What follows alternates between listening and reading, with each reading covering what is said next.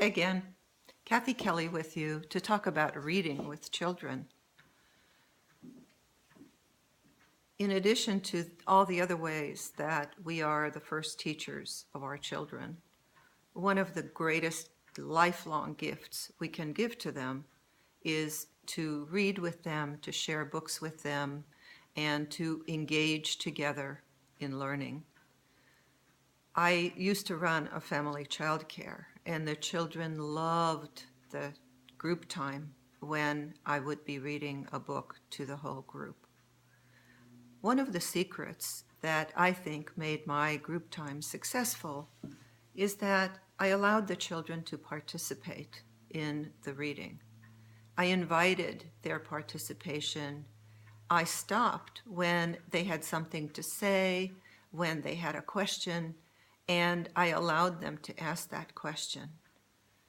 I had had a really negative experience with a public librarian, a public children's librarian, even more unfortunate. And this librarian thought that the whole point of the book time for young children was to read as many books as possible and to get from the beginning to the end of every single one. That is never my goal. It's not about reading a lot of books in a short time. It's not about getting through every single book that I've chosen that I think is important. It's about the children's experience and their engagement in new information, in new experiences, in books, and the pleasure of reading and the benefits of what they can get out of reading. Children who are exposed to books early tend to become much better readers. They have a way richer vocabulary than children whose parents do not read with and to them. And so it prefers all kinds of advantages to children to have the opportunity to have books, to hear stories, to hear concepts. One of the problems in recent years, of course, no one is reading as much as they used to. And you can see the books behind me. I have always been an avid reader. And I love books. But there is very little reading going on. And for many families, books are expensive. We still have public libraries. And most public libraries are free and allow us to check out books for virtually nothing, even if there is some kind of a fee involved. And those books that are selected by professional librarians tend to be quality books that are chosen for very specific reasons. I have recently found a version of The Three Little Bears that not only is the book shaped in an interesting way. It's not just a square book. It's a large book, which makes it easier for children's fingers to use it to turn the pages.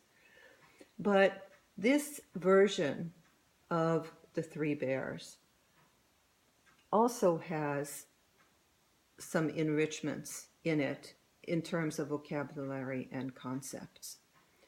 So how do we read with children?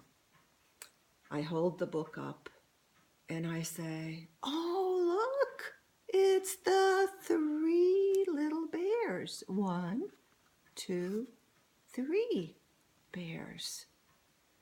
There's I guess it's not little bears. I made a mistake. Oh, darn. I said 3 little bears, and this only says the 3 bears. There's a big bear, isn't there? I wonder if that's Mama Bear. Maybe if we read the book, we can find out. So acknowledge errors on your part. You don't have to be perfect. Nobody is. And it's really comforting to children to know that they can make mistakes too, and it's not the end of the world. Some of the important things to talk about with children is to say this is the front of the book. And here's the back of the book. Oh, looks like the same people, same bears on the front and the back. This is the title page of the book. it tells the name of the book that we are about to read. The Three Bears. And there's a chair. I wonder what that is going to be about. Then there's information on that title page. Generally, it has the name of the author and the name of the illustrator. In this case, it only says the name of the illustrator. What a big word, illustrator. We can talk about how the illustrator is the person who made the pictures in this book. If we turn the book over, that is the end of the book. When we finish reading the book, it will be the end of the book. So we already have a lot of vocabulary here. This is the front of the book. This is the back of the book. This is the title page. There's a person who is the illustrator of this book. There's all kinds of information we can talk about. One of the most important things is that when you do start to read, and in this book there are a lot of words, when children ask questions, when they take an interest in a particular portion of the book, it's really important that you go ahead and tune in to those questions and be willing to respond to children's questions. I've turned the camera so that I'm able to see the words and read it to demonstrate just in a page or two how I might read this book. And I try to read with a lot of expression, a lot of emotion. In a country far, far away, there once lived a little girl called Goldilocks. This is Goldilocks, because her hair shone like gold. She was a little romp, and sometimes she even ran away without her mother's leave. Uh-oh, is she supposed to do that? So I ask questions. I ask children to read about the content. One day, she started out and went into the woods to gather the wild flowers that grew there, and into the fields to chase the butterflies, which were dancing so gaily in the sunshine. So you can point to the things that Goldilocks is holding in the illustrations. You can look at this cottage and talk about the fact that it's a cottage. You can talk about the woods. It's the place where the trees are. You can talk about all the story elements. And don't be in a hurry to finish the book.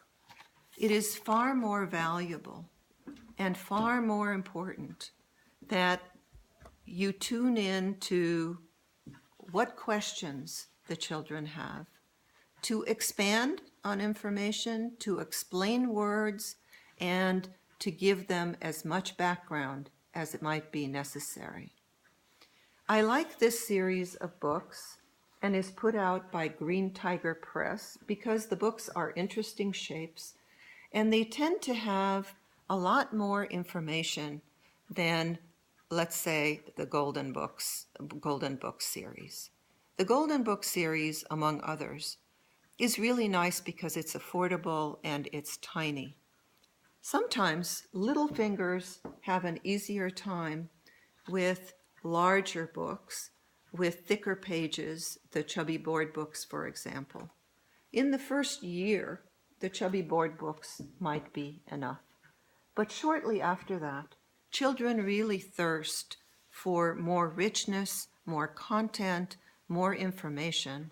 And so books that actually have some substance and a lot of words and a lot of illustrations that are interesting and will capture their imaginations, those are way more interesting.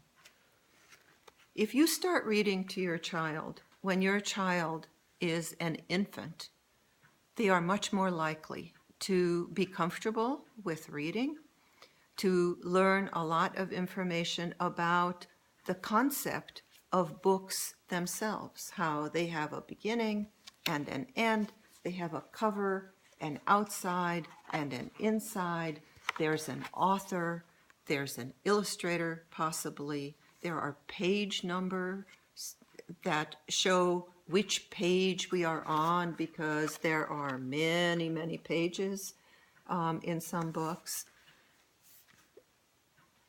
Consider following up with other ways to engage with the book, activities, taking a trip somewhere and pointing out, oh, look, this is a little forest. This is the woods because it has a lot of trees in it.